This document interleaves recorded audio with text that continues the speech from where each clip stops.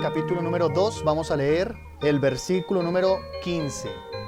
Tomó pues Jehová Dios al hombre y lo puso en el huerto de Edén para que lo labrara y lo guardase. Vamos a orar. Señor Dios, Padre eterno, te damos gracias, Señor, por este momento que nos permites.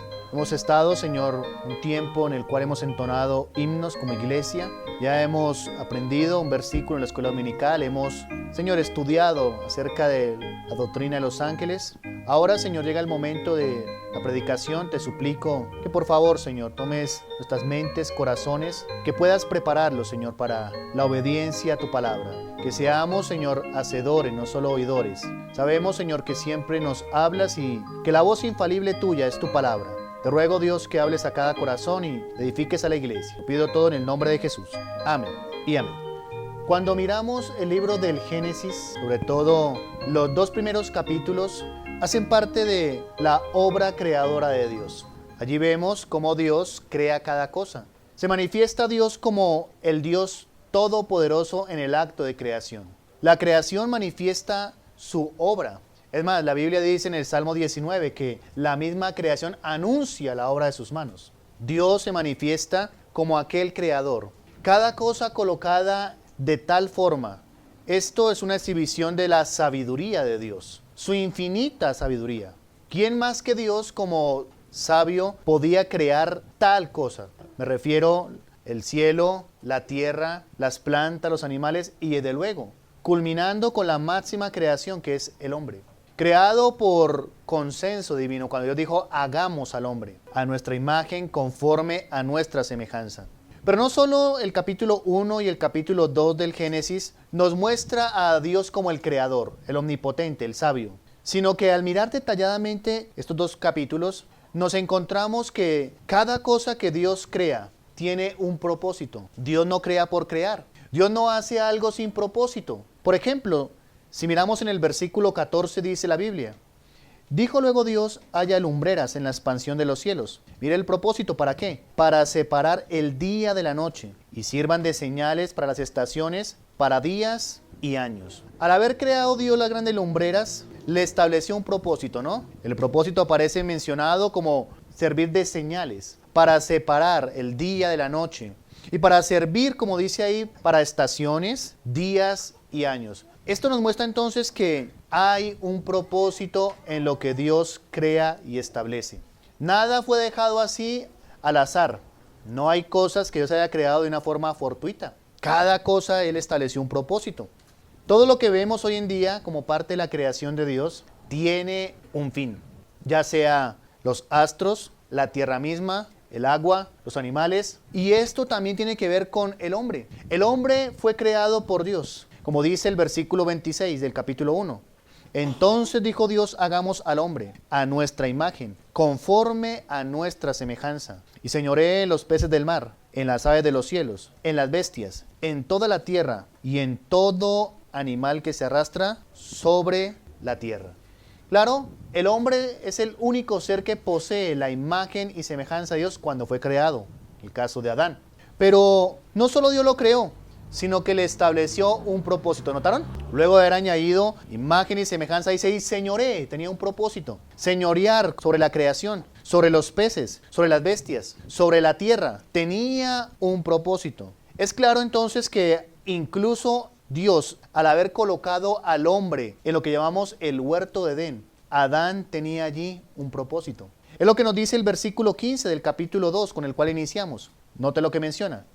Tomó pues Jehová Dios al hombre y lo puso en el huerto de Edén. Y mire el para qué. Para que lo labrara y lo guardase. Usualmente la gente tiene la creencia popular que el trabajo fue el resultado de la maldición. ¿Ha escuchado? La gente dice, el trabajo fue el resultado de la maldición. Para algunos sí es una maldición trabajar. Pero sin embargo, no hay tal cosa como eso. Esto que Dios establece para el hombre al colocarlo en el huerto de Edén, para que labrara y guardara, es antes de la caída. Antes de que la serpiente engañara a Eva, ella comiera del fruto prohibido, diera a su marido y viniera la introducción del pecado a la experiencia humana. Esto fue antes. Algunos dicen entonces, no, el trabajo es establecido como parte de Dios, como el castigo de Dios. ¿No es cierto?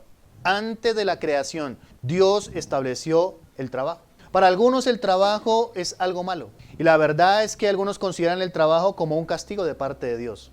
Parte después en el capítulo 3, en los versículos 17 al 19, Dios le dice al hombre que tenía que seguir trabajando, pero ahora sería más difícil. Eso sí produjo la caída en pecado. Capítulo 3, versículo 17 nos dice: y al hombre dijo: por cuanto obedeciste a la voz de tu mujer y comiste del árbol de que te mandé diciendo, no comerás de él, maldita será la tierra por tu causa. Con dolor comerás de ella todos los días de tu vida. Espinos y cardos te producirá, y comerás plantas del campo. Con el sudor de tu rostro comerás el pan hasta que vuelvas a la tierra, porque de ella fuiste tomado, pues polvo eres, y al polvo volverás.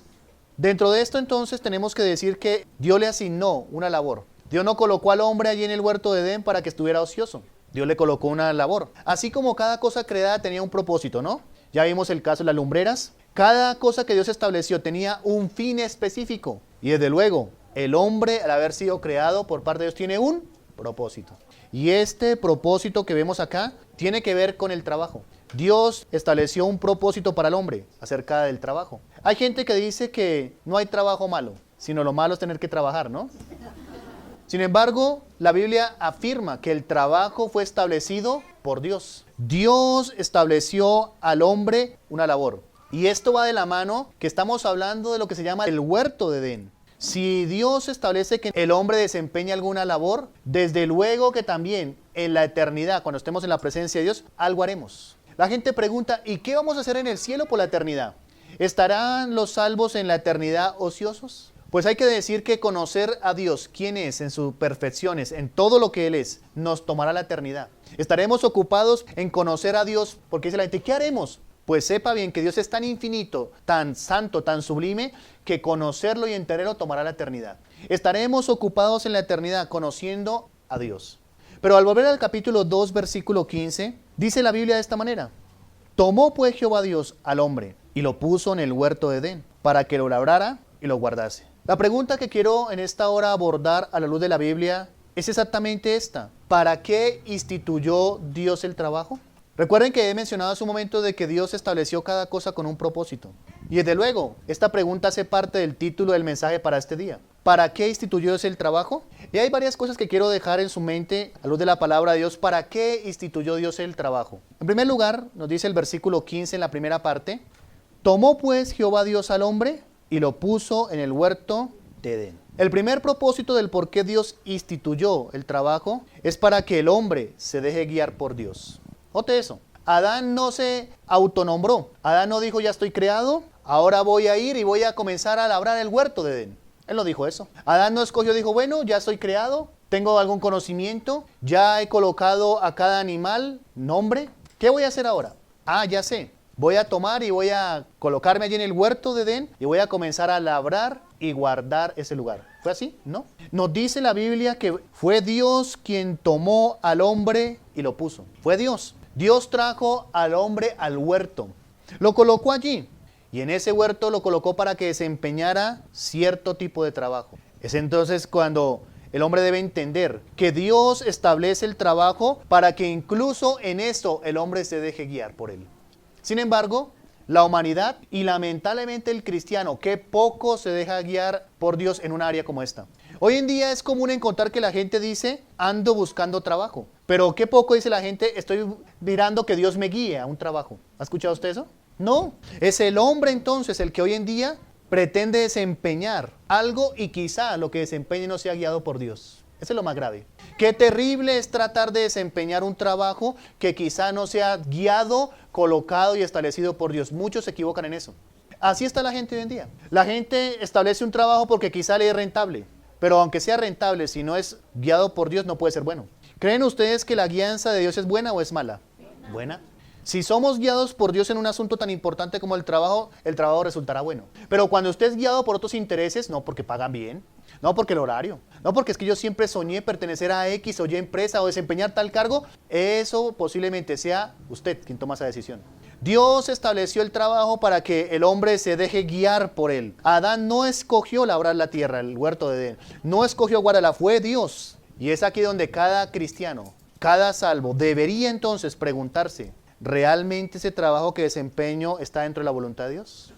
Piense eso.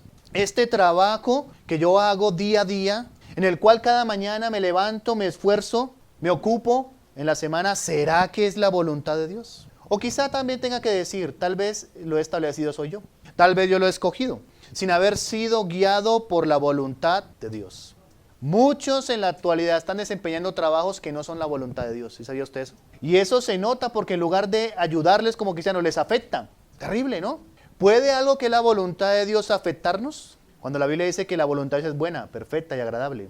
¿Puede algo que es la bendición de Dios dañarnos? Cuando dice que la bendición de Jehová es la que enriquece y no añade con ella tristeza. Muchos se hallan desempeñando trabajos que no se ajustan a la voluntad y guía de Dios para ellos. Mire cómo Dios estableció el trabajo, por supuesto.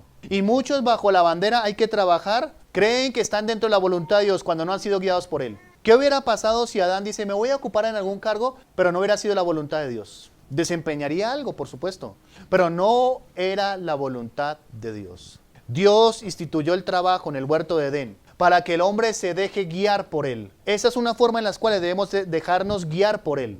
¿Ha sido usted guiado por Dios en la labor que desempeña? O quizá usted dice, no, pues yo creo que soy bueno para esto.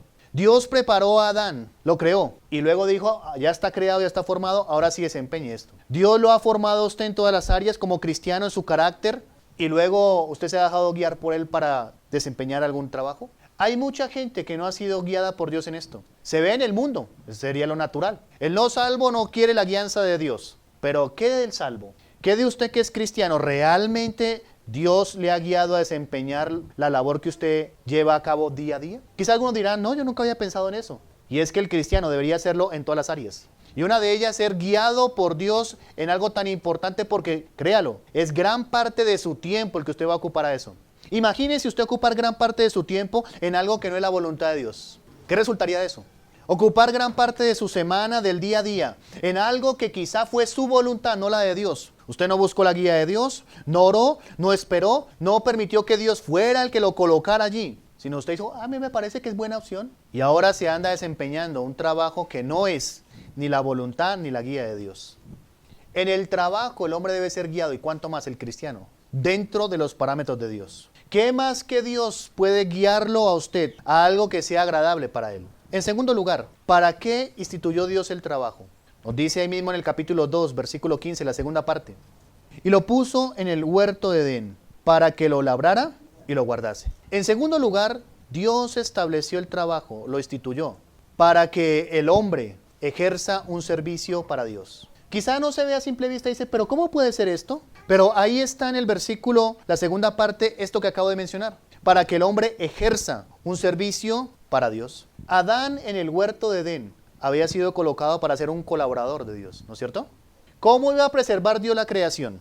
Ahora, hay algo interesante ahí. ¿Por qué dice que Dios colocó al hombre para que guardara y labrara el huerto? No había pecado, ¿de qué tenía que guardarlo? Piensen eso. Una frase que pasamos por alto. Dice que Dios lo colocó allí para que guardara. ¿De qué guardarlo si no había pecado? Eso significa entonces que el hombre sería colaborador de Dios haciendo estas dos cosas. Preservándolo, porque Dios había colocado cada planta, cada árbol frutal, no de acuerdo a la siembra del hombre. El hombre no fue que tomó y sembró una semilla y salió un árbol. No. Dios estableció, dijo, produzca. Pero sí el hombre va a ser colaborador, velando y supervisando que cada cosa funcione dentro del rango que Dios le ha dado. En eso tenía que guardarlo. No porque hubiera maldad, no porque hubiera pecado. El pecado es posterior, lo menciona el capítulo 3 de Génesis. Dios instituyó el trabajo entonces para que el hombre desempeñe un servicio para él. Al hacer esto de labrar y guardar el huerto, en cierta medida Adán estaba desempeñando una labor como servidor de Dios, ¿no? Cuando le dice, aquí está el huerto, te pongo para que lo labre, lo guardes, ¿qué estaba haciendo? Un servicio para Dios, ¿no? Pero no solo eso. Deseo resaltar la palabra del versículo 15 cuando dice labrar. Mire lo que dice ahí, capítulo 2, versículo 15. Y lo puso en el huerto de Edén para que lo labrara. Esta palabra traducida al español labrar corresponde al término hebreo abat. Y quien sabe de esta raíz de la palabra abat llegará a la conclusión de que se utiliza la misma palabra en otros contextos. Por ejemplo, en Éxodo capítulo 3, quiero mostrarles en el versículo 12 cómo aparece la palabra traducida allí. La misma raíz. Y él respondió, ve porque yo estaré contigo. Y esto te será por señal de que yo te he enviado. Cuando hayas sacado de Egipto al pueblo, serviréis a Dios sobre este monte. Aquí en el capítulo 3 de Éxodo, la palabra abad se traduce como servir. Mírela, servir, la misma palabra. Coloca al hombre en el huerto de Edén para que lo labrara, abad. Esa palabra implica servir. Dios instituyó el trabajo para que el hombre desempeñe un servicio para él. Luego la misma palabra en el capítulo 4 de Éxodo, versículo 23, dice de esta manera: y ya te he dicho que dejes ir a mi hijo, para que me sirva, mas no has querido dejarlo ir. He aquí que yo voy a matar a tu hijo, tu primogénito. Mire la palabra. Esa palabra traducida en el capítulo 2, versículo 15 como labrar, el término hebreo abad, significa servir. ¿Para qué Dios entonces instituyó el trabajo? Para que el hombre en esa área le sirva a Dios. Si el cristiano tuviera esto en mente, hermanos, le aseguro que su manera de trabajar sería diferente. La forma como desempeña su labor sería distinta para Dios, ¿no? Pero algunos creen que el trabajo es algo secular y la vida cristiana es distinta, va por otro lado. Pues no, el trabajo que desempeña el cristiano es en cierta medida un área donde sirve a Dios. ¿Está consciente usted de que en su trabajo usted es un siervo de Dios? Y esto nos lleva a algo muy importante. Cada cristiano está llamado a tener presente esto que acabo de decir, que el desempeño de su trabajo es un acto de servicio principalmente para Dios. La gente piensa, no, pues para el patrón, no para la empresa, para Dios. La gente no considera de que el trabajo es una esfera de servicio, y sí. Sí lo es, porque cuando Dios colocó a Adán allí en el huerto de Edén, le dijo, lábralo, abad, me vas a servir.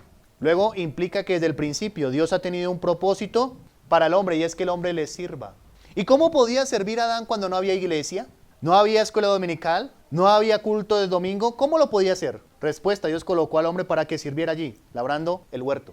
Dios siempre ha deseado que el hombre le sirva, y lo vemos desde el principio. No es opcional el servicio a Dios. Dios instituyó el trabajo para que el hombre lo desempeñe de tal manera que sea una esfera de servicio, y en esa esfera de servicio manifiesta sumisión a aquel que estableció el trabajo, ¿no es cierto? Dentro de esto entonces debe preguntarse el cristiano: ¿cómo estoy desempeñando mi trabajo? Si el trabajo lo instituyó Dios como una esfera de servicio también, ¿cómo está desempeñando usted su trabajo? Piensen en eso. Ahora, otra pregunta. ¿Tiene alguien queja de su trabajo? Nomás piensen eso. ¿Alguien tiene queja de su trabajo? ¿Que usted es mal trabajador? ¿Que usted es irresponsable? ¿Que usted no cumple? ¿Que usted deja mal su trabajo? ¿Tiene queja alguno? Si es así, se está olvidando de algo importante, del por qué Dios instituyó el trabajo. ¿Y es para qué? Sirva. Para manifestar un servicio a Dios. En tercer lugar, capítulo 2 de Génesis, versículo 15. La última parte. No solo para labrar, sino dice, y lo guardase. En tercer lugar, Dios instituyó el trabajo para que el hombre cuide de que sea benéfico. ¿Notaron esa palabra? Guardar. A través de su labor, Adán manifestaba su fiel mayordomía, guardando y labrando el huerto de Edén. ¿Sí? ¿Qué hubiera pasado si Adán no cumplía fielmente su labor? Si no labraba y guardaba el huerto, ¿qué cree que hubiera dicho Dios? De esta forma, Adán desempeñaba su fiel mayordomía.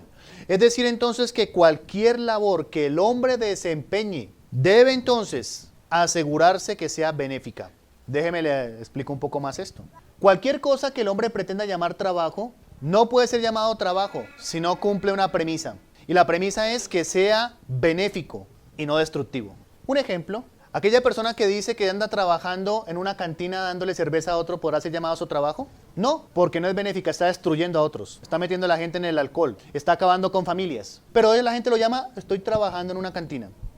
Todo lo que se pretenda llamar trabajo, para que sea así y esté de acuerdo al que lo instituyó, tiene que ser benéfico, no destructivo. Bueno, yo tengo un trabajo de vender cigarrillos. Creo que estamos utilizando mal el término trabajo, ¿no? Esto nos lleva a la realidad de que sí, Dios instituyó el trabajo, pero no puede ser llamado y considerado trabajo algo que dañe a otro, porque hasta el ladrón le llama que sale a trabajar, ¿no es cierto? Hay mucho ladrón que dice, salgo a trabajar. Una vez en un noticiero entrevistaron a uno de estos que andaba robando en los buses y atracando. Y decía eso, que era su trabajo. Que él todos los días tenía un horario de 8 a tal hora. Así lo decía, escuetamente y descaradamente, es mi trabajo. ¿Puede ser considerado eso como trabajo? Ahora el cristiano debe entender que si él pretende que su trabajo ha sido dado por Dios, hay trabajos que no debería ocupar el cristiano. Muchos cristianos se han olvidado de lo que dice Efesios 4, versículo 28. Vamos a leerlo allí para que usted se dé cuenta. ¿Cuál es el principio?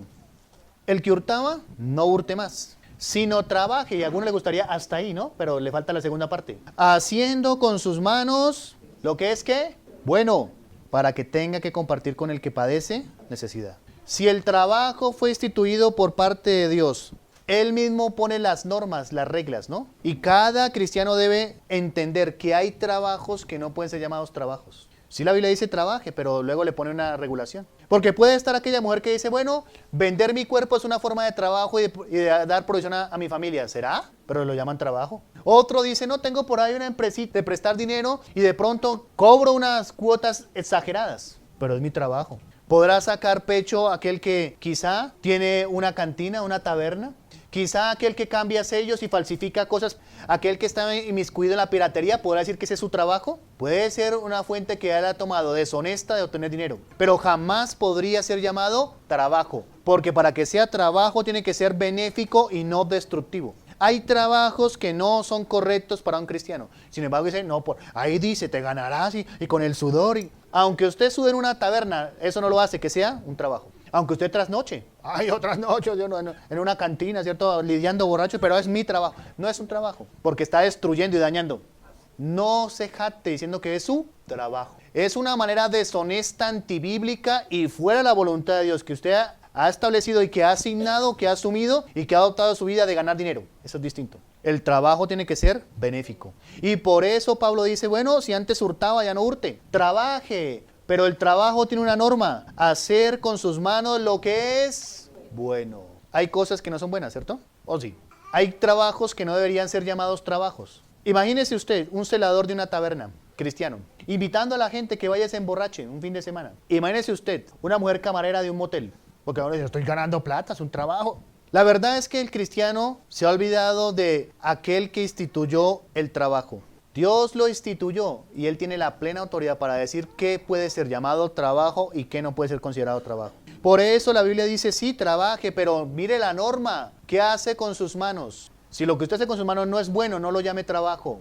Es una manera de sacar dinero deshonesta, ilegal, antibíblica, opuesta a la voluntad de Dios y que no se ajusta a aquel que estableció el trabajo. Debe ser benéfico. Y esto fue lo que le dijo exactamente Dios a Adán. Te coloco en el huerto de Edén, pero allí en el huerto de Edén tienes que labrar y guardarlo. O sea que lo que vas a desempeñar tiene que ser de beneficio.